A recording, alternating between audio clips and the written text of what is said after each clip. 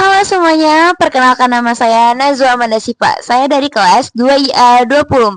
Di sini saya akan menjelaskan tentang konsep proses dan sistem operasi dalam komputer. Pengertian sistem operasi ialah sistem operasi atau OS adalah perangkat lunak, sistem yang bertindak sebagai perantara antara pengguna dan perangkat keras komputer. Sistem operasi bertugas untuk mengelola semua perangkat keras dan perangkat lunak yang ada pada komputer. Tanpa sistem operasi, pengguna tidak dapat menjalankan program aplikasi apapun. Contoh dari sistem operasi itu yang pertama ada Microsoft Windows, yang kedua ada Linux, yang ketiga ada macOS, yang keempat ada Android, dan yang terakhir ada iOS. Fungsi dari sistem operasi yang pertama ada manajemen proses. Manajemen proses adalah mengatur eksekusi program dan proses dalam sistem, serta virtual memory adalah mengubah hard disk menjadi RAM. Yang kedua ada manajemen memori. Manajemen memori adalah mengalokasikan dan mengolah memori utama untuk proses yang sedang berjalan. Yang ketiga ada manajemen penyimpanan. Manajemen penyimpanan adalah mengolah sistem file dan menyimpan data secara efisien. Yang keempat adalah manajemen perangkat. Manajemen perangkat adalah mengontrol dan mengkoordinasikan pengguna perangkat keras oleh perangkat lunak. Dan yang terakhir ada keamanan dan proteksi, yaitu melindungi data dan sistem dari akses yang tidak sah. Selanjutnya menjelaskan tentang jenis-jenis sistem operasi. Yang pertama, batch system. Digunakan pada komputer generasi awal, proses-proses dikumpulkan dan dieksekusi bersama-sama tanpa interaksi pengguna saat berjalan. Yang kedua, multi-programming system. Beberapa program dimuat ke memori secara bersamaan saat satu program menggunakan I/O. CPU digunakan untuk mengeksekusi program lainnya. Yang ketiga, time sharing system. Setiap penggunaan mendapatkan jatah waktu penggunaan CPU secara bergantian. Cocok untuk sistem multi-user. Yang keempat, multi-processing system, yaitu menggunakan lebih dari satu CPU untuk mengeksekusi proses secara paralel, meningkatkan kinerja dan efisiensi.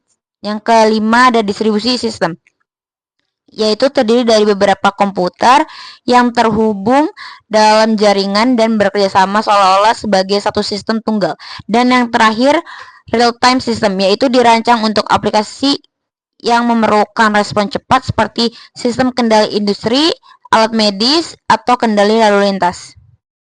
Pengertian proses. Proses adalah program yang sedang dalam eksekusi. Ketika kita menjalankan sebuah aplikasi, maka sistem operasi akan membuat sebuah proses untuk program tersebut. Satu program dapat terdiri dari beberapa proses. Ciri-ciri proses adalah yang pertama, memiliki PID atau proses ID, yaitu setiap proses diberi nomor unik oleh sistem operasi agar bisa dibedakan dan dikontrol.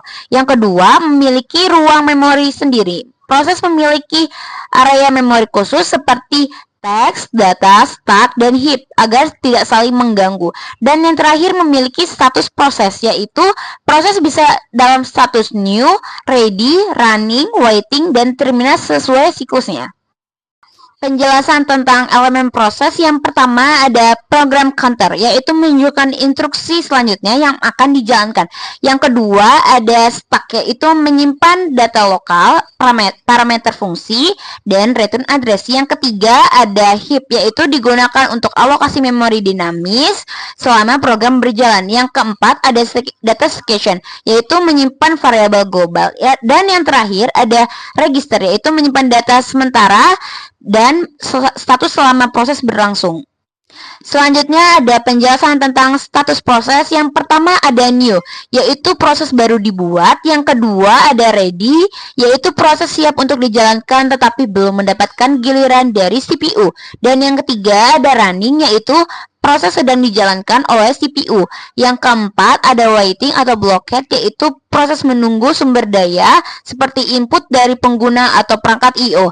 Dan yang terakhir ada terminal, yaitu proses yang telah selesai dijalankan. Selanjutnya akan menjelaskan tentang proses control block atau BCB adalah struktur data yang digunakan oleh sistem operasi untuk menyimpan semua informasi tentang proses tertentu seperti isi dari BCB, proses ID, status proses, program counter, register CPU, informasi memori, informasi penjadwalan atau IO status. BCB sangat penting untuk konteks switching, yaitu saat CPU berpindah dari satu proses ke proses yang lainnya. Selanjutnya menjelaskan tentang queue dan stack dalam sistem operasi.